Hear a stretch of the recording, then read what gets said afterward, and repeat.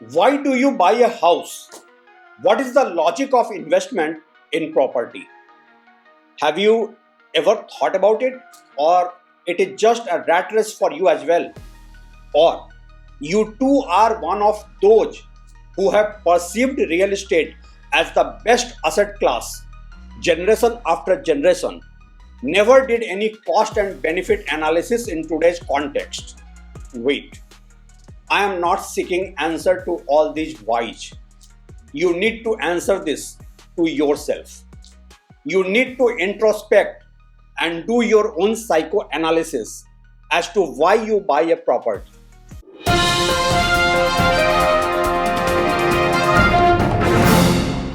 You are watching Track2Realty and I am Ravi Sinha. Today, I am doing a psychoanalysis of home buyers as to why do they invest in property. And yes, those who comment on my channel that at times I recommend to buy a house and at times I contradict myself to advise otherwise. All that I would say is that please don't put my text without the right context. I do understand that my expose of real estate hurts you as the stakeholders and vested interests of property market. But then you are not my audience and I never address you. Anyways, who am I to tell you what should you do and how should you manage your personal finance? All that I try is to inform, give insight, and educate as to who all should buy a house, at what stage of life they should buy, and most importantly, who should not buy a house. Have you ever seen a cookery show? In the end, they would recommend to add salt as per your taste. In real estate, my final advice has always been to buy property as per your net worth. What I see all around is that people buy a house without any financial standing or net worth and with getting neck down in debt. And I always advise against that. But if you will quote my text without the right context, then the meaning gets lost and so does relevance. It's like in friendship, we often say, I will kill you. Now, to threaten to kill someone is a criminal offense if only you remove the context in which it has been said. Anyway, my analysis of home buying and psychoanalysis of home buyers suggests there are four kinds of home buyers. By decoding the mindset of these four type of property buyers, I will try to explain for whom property buying is prudent financial decision and for whom it is not. I am not giving any specific financial advice from my side. I don't intend to position myself as a real estate influencer or advisor. I am just a business journalist, and in any case, the real estate lobby nowadays are using financial advisors as influencers of property buying. So I am always skeptical to not be seen as someone who is proxy of builder lobby to advise. As a journalist, I am voice of common consumers and wish to remain so. So my psychoanalysis shows first category of home buyers are those who buy a house just in peer pressure. For them, home buying is a means of status symbol and social acceptance. When all of my friends and relatives are buying their own houses, why should I be perceived to be poor or less privileged?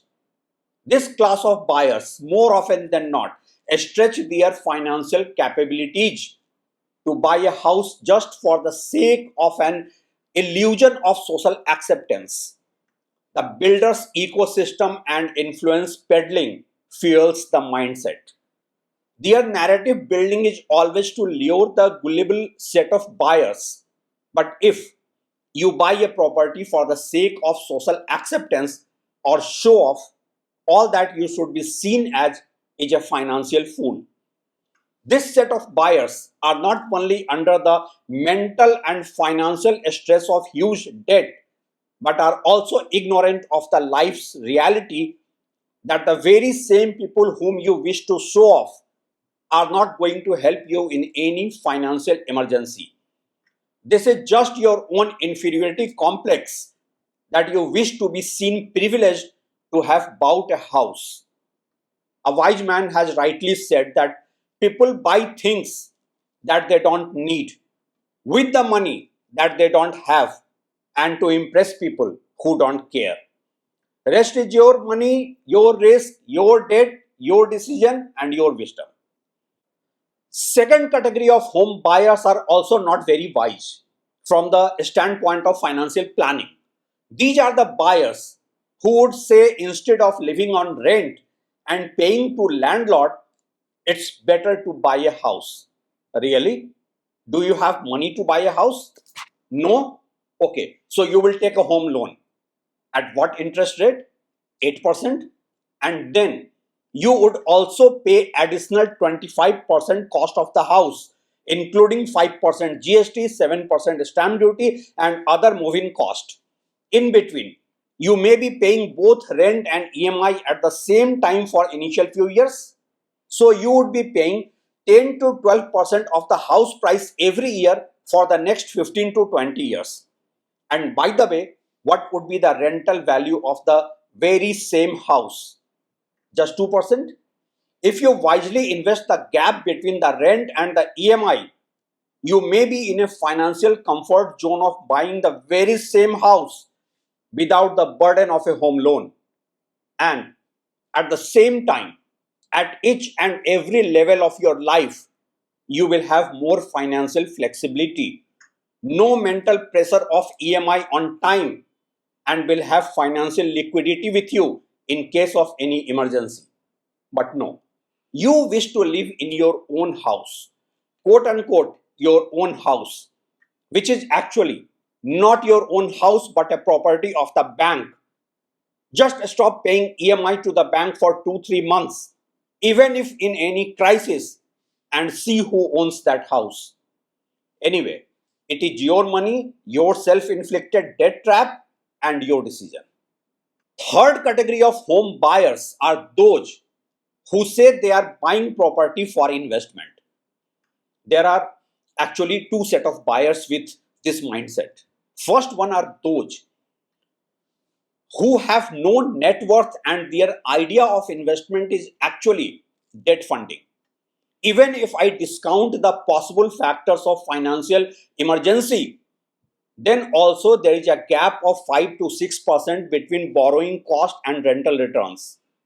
If you calculate the borrowing cost plus maintenance cost and discount it with property appreciation, then also it is mostly a loss-making financial decision.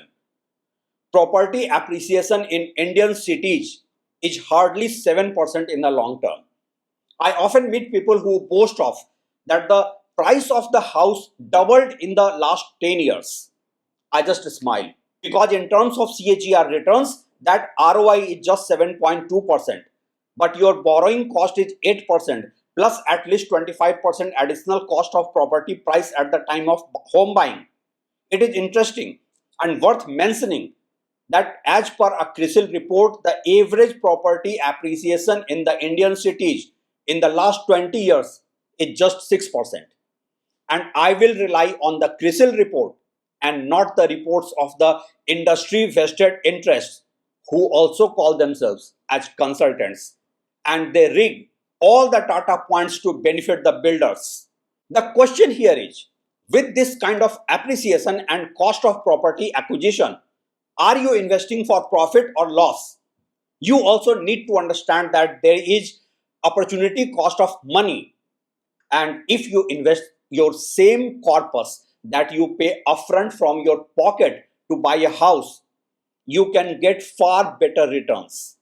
But yes, if you have the net worth, have that much amount with you that you plan to borrow as home loan, and you invest your own money for better returns, then your knowledge and psychology of investment is smart. Say for instance, you borrow rupees 1 crore at 8% and invest your own corpus of 1 crore at 12 to 14% in the market.